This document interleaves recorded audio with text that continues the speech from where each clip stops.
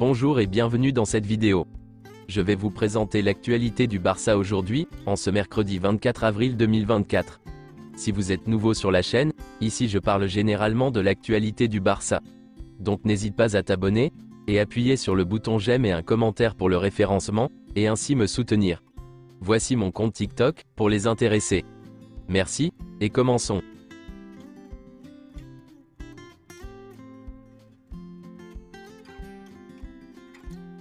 Le Barça s'est incliné dimanche soir lors du Classico contre le Real Madrid, sur un score de 3-2, et il y a beaucoup de polémiques autour de l'arbitrage de ce match, avec le but refusé de Lamine Yamal, et l'absence de la goal line technology, pour savoir s'il devrait y avoir but pour le Barça ou pas.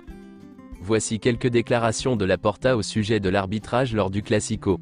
Il y a des outils comme la VAR qui devraient aider à avoir une compétition plus équitable et non l'inverse. Par cette déclaration, je ne veux pas seulement exprimer le mécontentement de Barcelone face à la mauvaise gestion de la VAR qui s'est produite dimanche, mais je veux aussi souligner que même s'il s'agit d'un outil qui nous accompagne depuis un certain temps, il provoque encore de la confusion et des normes contradictoires en fonction des matchs et des équipes. Je vous informe que le FC Barcelone va immédiatement demander au jury technique et à la Fédération espagnole de football de lui fournir toutes les images et tous les enregistrements audio produits lors du tir au but. S'il est confirmé qu'il y a eu une erreur d'arbitrage sur le but de Lamine Yamal, je n'exclus pas de demander à ce que le Classico soit rejoué. Je veux toutes les images et tous les enregistrements audio. Nous analyserons l'ensemble du match contre le Real Madrid. Nous mettrons en place toutes les possibilités pour renverser la situation, y compris les actions judiciaires qui pourraient être nécessaires. Nous irons plus loin, nous n'excluons rien. Je voudrais souligner que, bien que nous nous concentrions sur ce but de Lamine Yamal, nous sommes également en désaccord avec plusieurs actions au cours du match qui, bien qu'elles auraient pu être consultées dans la VAR, ont été ignorées de manière incompréhensible par l'arbitre.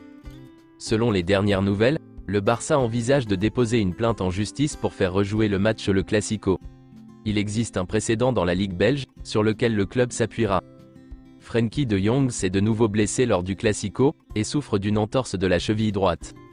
Si l'on tient compte des autres matchs qu'il manquera, Frenkie de Jong aura manqué 20 matchs cette saison en raison d'une blessure.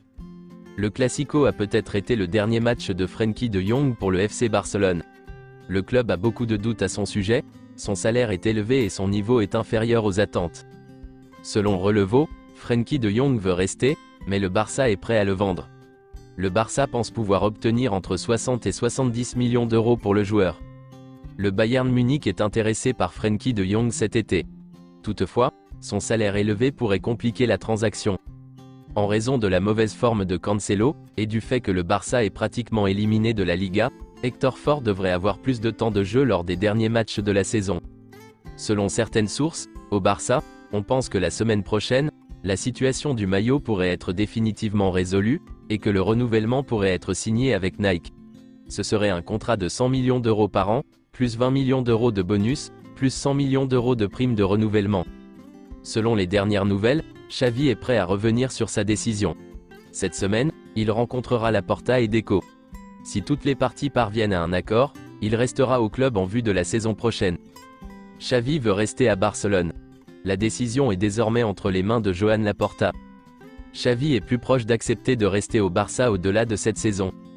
Pour que Xavi reste à Barcelone, le club doit s'engager à recruter des joueurs de premier plan. Et pour cela, au moins 2 poids lourds devront être vendus. S'il reste, Xavi aimerait renforcer l'équipe avec un pivot comme Kimmich ou Subimendi, et un joueur différentiel comme Bernardo Silva. Bernardo Silva aimerait beaucoup rejoindre Barcelone cet été. Bernardo Silva est prêt à réduire son salaire pour rejoindre Barcelone. Si le club revient à la règle du 1 sur 1, avec une bonne vente, il pourrait le signer. L'avenir de Joao Félix à Barcelone est toujours incertain. Le club aimerait le signer dans le cadre d'un nouveau prêt gratuit, mais ce n'est pas clair. La continuité de Joao Cancelo est remise en question, en raison de ses erreurs lors des 2 matchs les plus importants de la saison. Manchester City ne veut pas libérer son contrat, et exige une indemnité de transfert. Malgré la mauvaise forme du joueur ces derniers temps, Deco croit toujours en Joao Cancelo. Deco veut le faire signer définitivement à Barcelone, malgré le débat interne au sein du club. Xavi estime que Joao Cancelo est un très bon joueur, et que sa polyvalence aide beaucoup l'équipe. Selon Sport, le FC Barcelone envisage de vendre Ronald Araujo. C'est le joueur qui rapporterait le plus d'argent au club, sachant que plusieurs clubs s'intéressent à lui et peuvent offrir plus de 80 millions d'euros. Ronald Araujo ne veut pas quitter Barcelone, mais son entourage serait ouvert à un transfert. Mais selon les dernières nouvelles, le FC Barcelone prévoit de renouveler le contrat de Ronald Araujo, mais le joueur n'exclut pas de quitter le club en cas d'urgence. Le Real Betis pourrait vendre Abdé cet été. Le FC Barcelone dispose toujours d'une clause de rachat de 50% sur le joueur. Selon Relevo, le Barça a fait une offre pour le défenseur central Jordi Mocchio, âgé de 16 ans. Le club est optimiste. Manchester City et l'AS Roma sont également intéressés. Selon le média français Le Parisien, le PSG veut recruter Lamine Yamal pour remplacer Kylian Mbappé. Il est prêt à offrir 200 millions d'euros. C'est tout pour aujourd'hui, et merci d'avoir suivi la vidéo. Mettez un j'aime si la vidéo vous a plu, et aussi un commentaire en donnant vos avis, et abonnez-vous pour ne pas manquer les prochaines vidéos. Merci, et à bientôt.